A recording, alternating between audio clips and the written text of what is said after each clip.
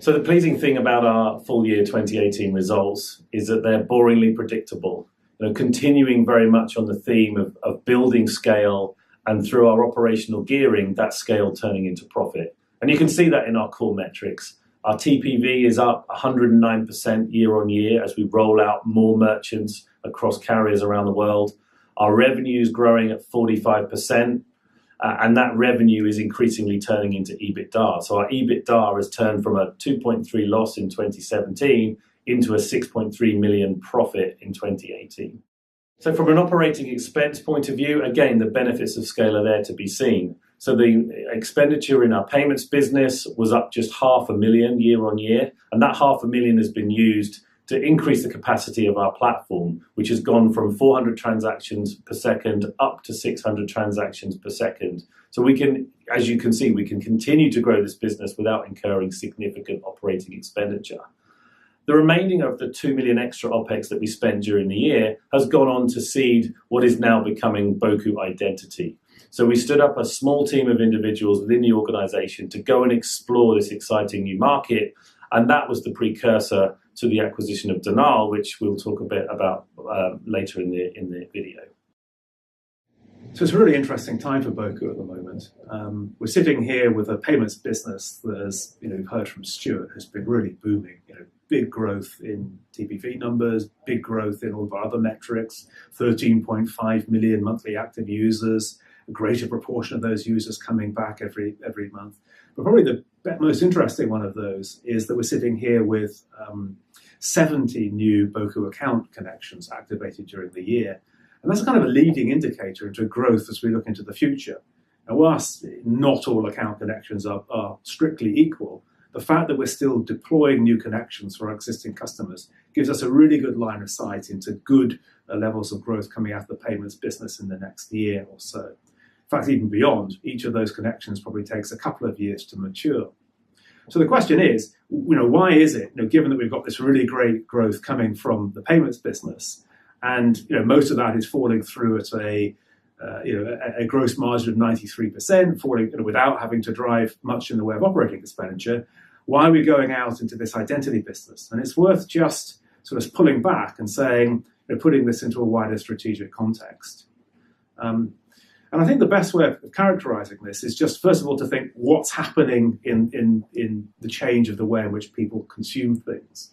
And what's really happening is we're seeing the start of an explosion of usage when it comes to the mobile device. Distribution is essentially done. About 70% of the world's population has got a mobile broadband connection, but only about 5% of retail, less on a global basis, is actually taking place through your mobile device.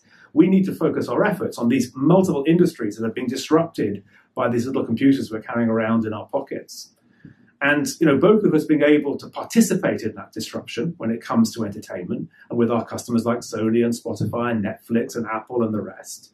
But that's only the start of the things that this platform that we spent $100 million and have spent 10 years building. We didn't just build it to just play it in the disruption of digital. We built it to be able to look after this broader disruption. And amongst the other industries that identity allows us to add value to are banking, money transfer, actually, ironically, payments itself. So we have customers like PayPal and Square, customers like Western Union and MoneyGram, and they are operating in an environment where the way in which they participate is just being changed by the move to a mobile device. The old tools don't work anymore, and yet we, through aggregating together hundreds of different mobile network operators, have got access to a resource that it's really hard for anyone else to replicate, that can do a real job on mobile because it can connect directly to the SIM. Your mobile operator sort of knows what phone you've got, knows what your phone number is, knows a little bit about you and how long you've been a customer. And all of those things are gold dust when it comes to addressing questions of fraud or customer enrollment and such like. And so it's really pleasing the way in which we've been able to build this platform and then successfully to apply it to different types of industry as they get disrupted by the move to mobile. It started in digital entertainment. Identity gets us another few industries we can operate with. And over time, you should expect us to see more industries that we can apply our technology to. Won't necessarily always be to do with payment, but it will be touching and taking a click out of every transaction as they move to mobile. It's a really exciting time. Well, interesting enough, we have a huge amount of demand for coming in. So really, our growth strategy is a mixture of supply and sales. Supply, in the sense that we're bringing our existing resources to be able to build new mobile connections, to provide that to customers like PayPal or MoneyGram who want global coverage. And then from a sales perspective, it's really about finding people to go and sign up the customers who have the demand. So looking ahead, I would say there are a few themes. Firstly, we start the year with a very strong cash position. We have more than $32 million in the bank and less than $2 million of debt. So we want to use that cash in order to continue to grow the business.